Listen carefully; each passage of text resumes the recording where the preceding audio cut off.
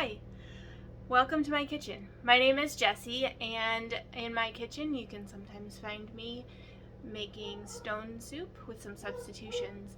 And while I'm not making stone soup today, I would like to talk about sourdough. This is the sourdough that I have started about 3 weeks ago, and I am not super familiar. I'm not very experienced with sourdough. However, I did about 3 years ago. I had decided to look up gluten-free sourdough and see if it was possible. I found a few blog posts that talked about, yes, it is possible. You just need, either these grains or these grains, and follow the rules, and you've got sourdough. So I decided to try it 3 years ago, and I started a very successful brown rice starter. Kept it going for quite a while, and then I had my third baby, and with her getting used to a newborn again, I let it die, unfortunately. And earlier this year, as I was preparing to have our fourth baby, I decided that I really missed doing the sourdough, and I thought maybe I was, hopefully after the baby was born, I would be ready to take on that responsibility again, and I felt ready, so I went ahead and did it. Now, Anna at the Fermented Homestead, she has been doing a collaboration this month for sourdough, so it worked out perfectly. My desire to start a sourdough and her collaboration, it worked out beautifully. And all month, I've been enjoying these recipes and different takes on sourdough. Most of them are gluten sourdough starters, but that's fine. I've still learned a lot, and many of the discard recipes are still, there's not much you have to change to use your gluten-free sourdough, just your flour. I have made a couple of the recipes with just swapping out my flour, my gluten-free flour, and of course using my brown rice starter, and they've worked just fine.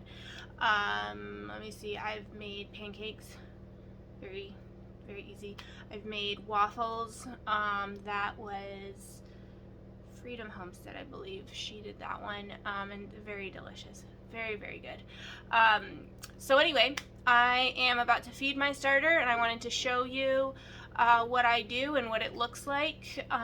While I've been watching these videos come through, I have found out that not everybody realizes that a gluten-free sourdough starter is possible.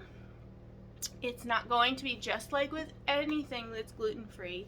You're not going to come out with the same exact product that you might have gotten if you used regular gluten ingredients.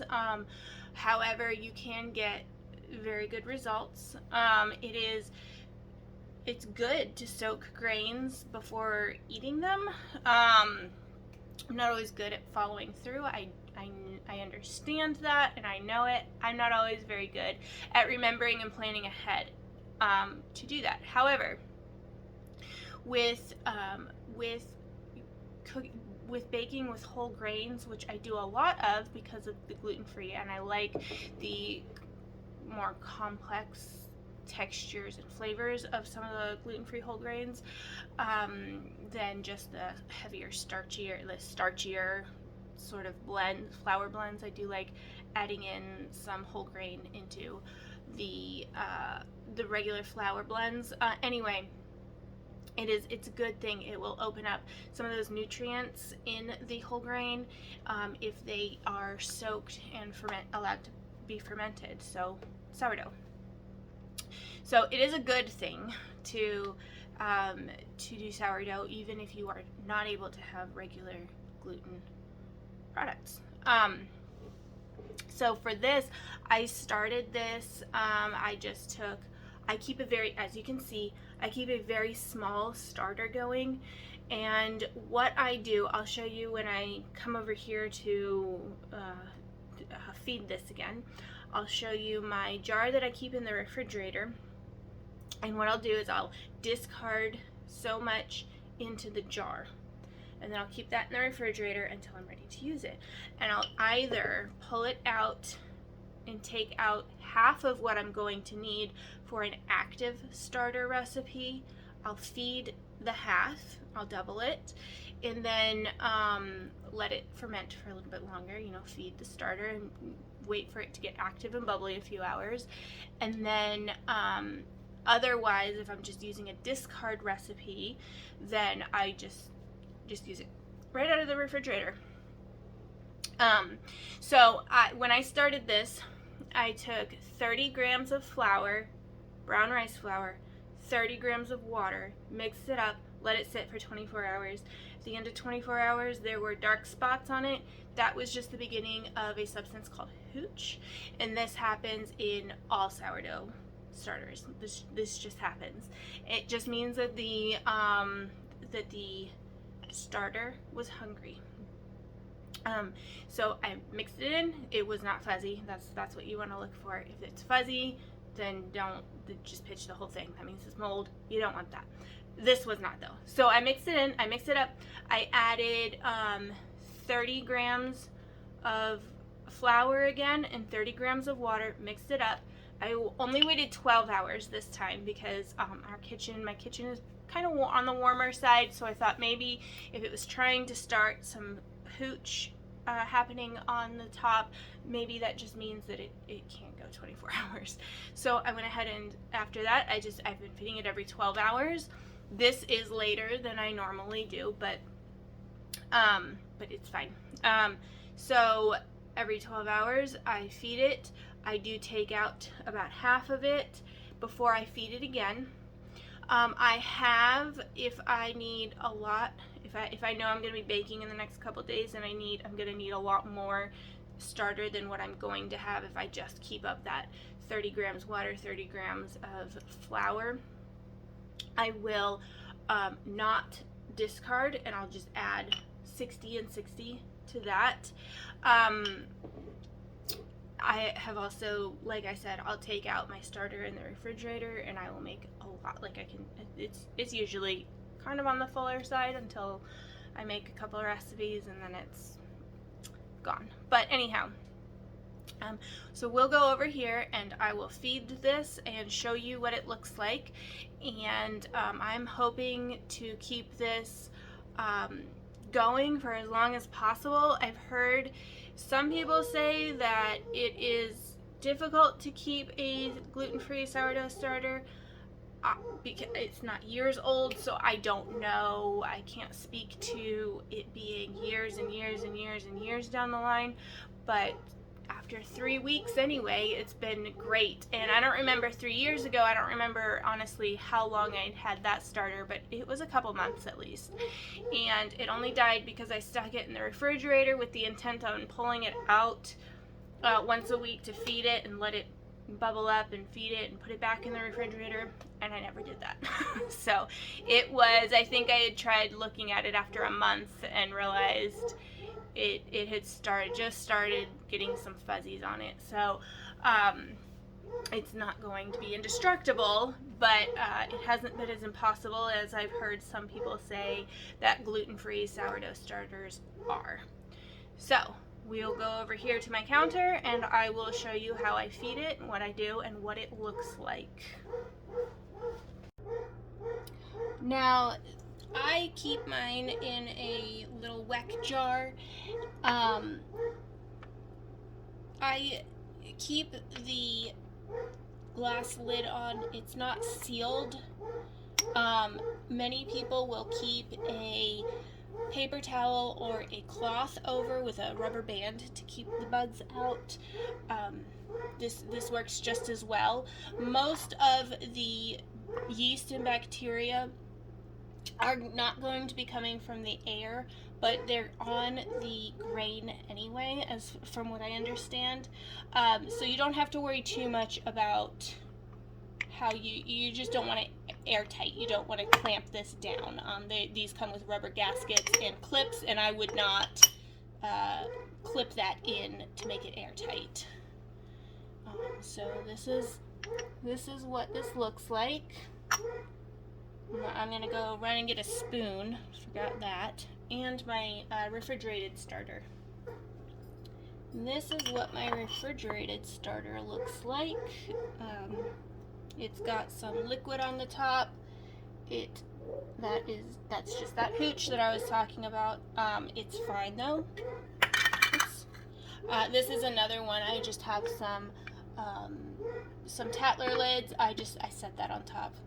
It could, especially because it's in the refrigerator, it could have a ring on it. I just haven't dug one out yet. So what I'll do with this is show you, hopefully you can see all those bubbles.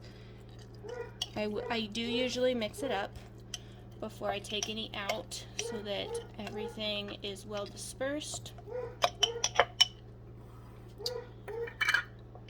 And just scoop it out. And I don't weigh the starter, how much I'm taking out. I just kind of eyeball it.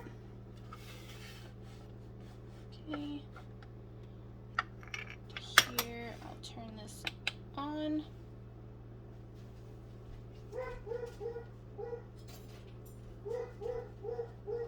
Another note is I've heard many people say that not to use metal on your starter. That is not necessarily accurate. Here I am spilling flour everywhere. It's not necessarily going to ruin your starter. If it comes in long contact, prolonged contact, if your starter comes in prolonged contact with a reactive metal, that would probably cause problems. But stainless steel is fine. A lot of people, many people, do start their starters in stainless steel bowls, and not the glass here. So I'm gonna go and get filtered water. You do want to use filtered water. Sometimes some treated waters are not going to negatively affect your starter. However, if there are certain chemicals, I understand the chloramine, I believe it's called, if that is in your water, that will negatively impact your, it will negatively affect your, the cultures that you're trying to encourage in your starter. So I'll add 30 grams of water to my 30 grams of flour. And if you don't have a kitchen scale, you can use tablespoons or cups or whatever way you want to measure, so long as it's as evenly ratioed as you can get it. That's the important part. I do like to measure by weight when I can, because it is more accurate than measuring by cups or spoons. And the reason that is because flour does settle differently, and sometimes if it's a different weight of grind, if it's ground a little bit heavier or lighter, that will also affect how it measures out. But anyway, this is what it looks like now, right after the feeding. So quite different. A little bit pastier maybe. And I will set this lid back on and set it back over here on my counter where it lives until tonight when I feed it again. So as you can see, it's very easy to keep it up. It doesn't take very long to feed it every day. It is twice a day, which does kind of scare people away sometimes.